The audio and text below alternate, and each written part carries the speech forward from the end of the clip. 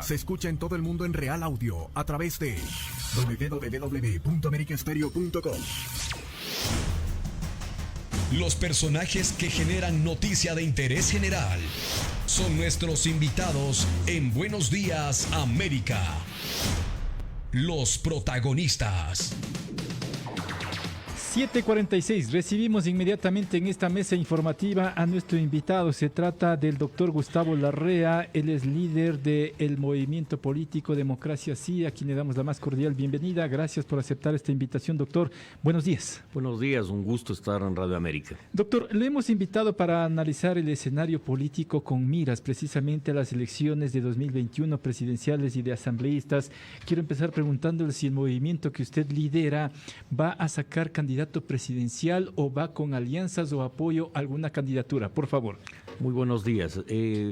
Nosotros empezamos a partir de una reforma estatutaria aprobada por el CNE hace 3 semanas, convenciones provinciales, y hemos realizado ya 7 convenciones y hasta finales del mes de abril culminaremos las 24 convenciones provinciales para el mes de mayo ir a nuestra convención nacional donde tomaremos decisiones. Como segunda fuerza política, dado el resultado electoral que obtuvimos en el 2019, desde luego nuestra organización presentará candidaturas a la Asamblea Nacional, a la Presidencia y Vicepresidencia de la República, y esperamos que en el mes de mayo nuestra organización tome una decisión democrática con la participación de los delegados de los 221 cantones y de las 24 provincias del país. ¿Se ha identificado el movimiento sí como un movimiento cercano, al menos del gobierno nacional, el movimiento Alianza País, liderado ahora por el presidente de la República, Lenín Moreno Garcés? ¿Podría ser que para las próximas elecciones vayan juntos con Alianza País? A ver, yo creo que esa es una apreciación suya, no es la realidad. Nosotros en el mes de marzo del 2019 presentamos listas en 204 cantones y nosotros presentamos listas como Democracia Sí, hicimos alianzas en algunos casos con movimientos regionales, no hicimos ninguna alianza nacional. Nosotros no participamos con el partido de gobierno, no somos parte del gobierno, no hemos sido parte del gobierno.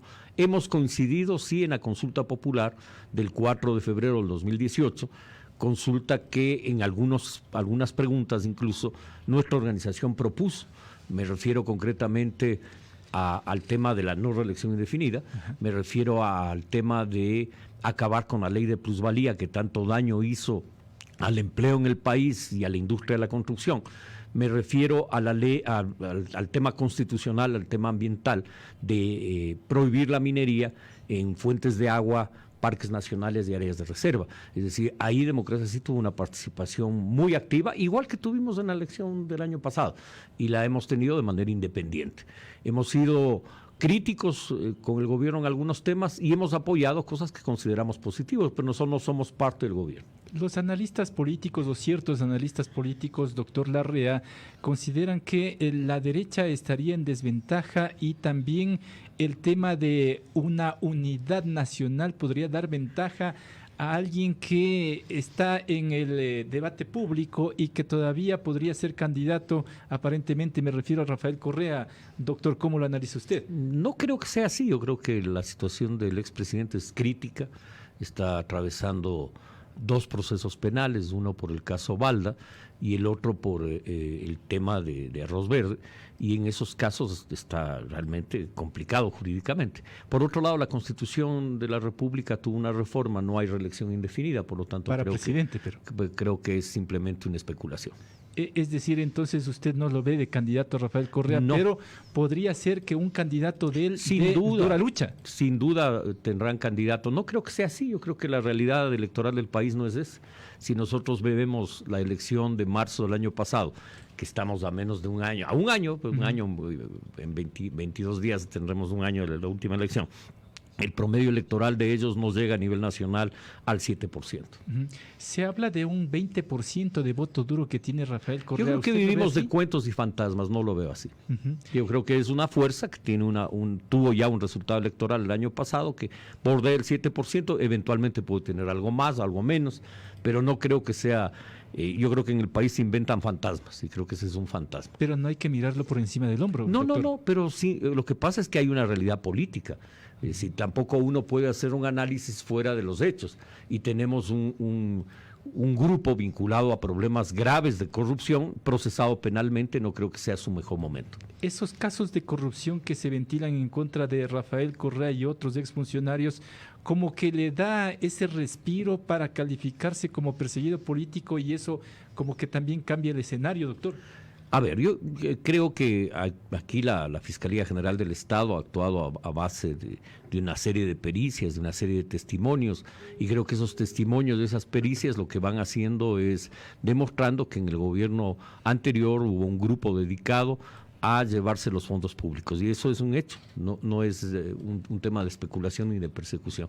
Creo que no hay que politizar el tema, yo he sido en eso muy respetuoso de no meterme a hablar sobre el tema, porque creo que es un tema judicial y no voy a comentar sobre el tema, sino en la parte política. En la parte judicial le corresponde a las autoridades de justicia determinar su responsabilidad o no en estos procesos. Doctor Larrea, a raíz de las protestas de octubre del año pasado, los indígenas como que tienen un aparecimiento importante en el escenario político. ¿Qué dice usted? Yo creo que el movimiento indígena tiene y expresó en octubre un descontento social frente a unas medidas económicas como fueron el aumento de los precios de los combustibles, pero también expresan una realidad que va más allá del aumento del precio del combustible, que es problemas de pobreza y pobreza extrema estructural no solucionados en el país desde hace siglos.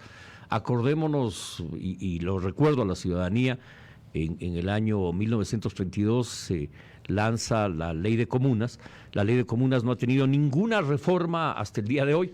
En el Congreso hay un proyecto de reforma parado, que es un absurdo. En esa Ley de Comunas se le entrega a las comunidades indígenas tierra en usufructo en los páramos, y no se le entrega tierra apta para el cultivo. La reforma agraria tampoco solucionó el tema de la población indígena. A la población campesina no indígena se le entregaron 50 hectáreas en propiedad. Se hizo la ley de colonización y se entregaron 50 hectáreas a aquellos ecuatorianos que fueron a vivir, a colonizar la Amazonía y Santo Domingo de los Áchilas. Pero a la población indígena no se le ha resuelto un problema estructural, complejo, grave, como es el problema de la tenencia de la tierra. Y creo que ahí hay problemas sociales que el país, la sociedad ecuatoriana y el Estado ecuatoriano tenemos que resolverlos con urgencia. Pero esa presencia en octubre le avala o le da la fuerza necesaria como para pensar en una propia candidatura al movimiento indígena. Ellos tienen todo el derecho de presentar sus candidaturas, lo han tenido desde hace, digamos, desde el retorno a la democracia, y ya tienen algunas décadas de haber legalizado el movimiento Pachacuti, y por lo tanto tienen todo el derecho de participar en el proceso electoral y expresar sus intereses. ¿Se avisora entonces una proliferación de candidaturas también para estas nuevas elecciones? Yo creo que sí, y bien lo que dice usted, se avisora también, porque creo que esa palabra es clave. ¿Por qué es clave? Porque siempre en el país han habido muchos candidatos. 8, 6, 12, 11. Es decir, no es una novedad que tengamos ahora y hayan proliferado aspirantes a candidatos de la derecha, ya están en carrera 5 o 6, del movimiento indígena con legítima razón tienen una precandidatura, varias precandidaturas, del correísmo habrá candidato, y de la tendencia de centroizquierda, Democracia sí presentará también candidatura, desde luego. Es decir, yo creo que vamos a una competencia democrática electoral, esperemos que se garantice el pleno respeto a la expresión de la voluntad popular en las urnas y que tengamos un proceso electoral claro, transparente, y que el pueblo ecuatoriano designe a su nuevo gobierno en febrero del próximo año. ¿Esa garantía sí le puede dar el actual Consejo Electoral? Tiene que hacer un esfuerzo. El Consejo ha vivido un proceso de pugna interna. Yo creo que es necesario que todos los vocales se reencuentren en un plan, en una acción que garantice la transparencia del proceso electoral y que inviten a todas las fuerzas políticas a ser veedoras directas del proceso.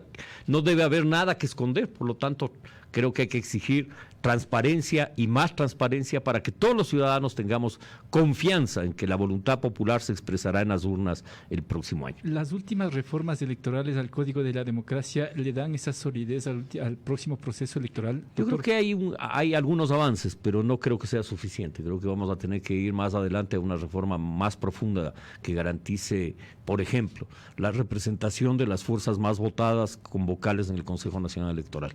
Creo que el remedio resultó peor que la enfermedad. La enfermedad era que los partidos tenían representación, el remedio fue que los consejos electorales han sido manejados a dedo. Por lo tanto, creo que sí se requieren más reformas, pero las que se hicieron sí son un avance y hay que reconocerlo. Cambiar del método de designación de escaños, del método de Home a un método más, diría yo, más equitativo, más democrático como el de Webster. Creo que debieron eliminarse también los distritos para que ese método, el método de Webster, funcione de mejor manera y exista representación y representatividad democrática. ¿Y las listas cerradas, cómo lo analiza usted? Creo que también finalmente la experiencia de las listas abiertas demostró que no era útil, que la mayoría, el 72% de los votantes seguían votando en plancha, y creo que eso le fortalece a los movimientos y partidos políticos. Y necesitamos hacia futuro partidos más fuertes. La ley no genera eso, genera la realidad, pero la ley ayuda o no a que eso se dé. Ahora, a propósito, volviendo un poquito al tema de las protestas de octubre, si bien es cierto, se visibilizaron los indígenas, pero también como que deja secuelas de ese mismo jornada de protestas en la derecha ecuatoriana, sobre todo cuando hay declaraciones desacertadas, por decirlo de alguna forma, del líder, por ejemplo, social cristiano, que los manda al páramo a los indígenas, como que eso también incide en todo esto. Yo creo que a veces hay una incomprensión de la riqueza, de la diversidad del Ecuador, y una incomprensión de lo que son los pueblos originarios de nuestro país, y en ese sentido pues creo que fue una declaración desafortunada. Pero creo que ahí en octubre se expresa otro elemento mucho más de fondo, y es la juventud en las calles de Quito los días de la protesta, y que tiene que ver con la entrevista que ustedes tuvieron antes con el exministro de Educación. Aquí tenemos un problema grave con la juventud. Más de 1.100.000 jóvenes no han ingresado a la universidad en los últimos 8 años.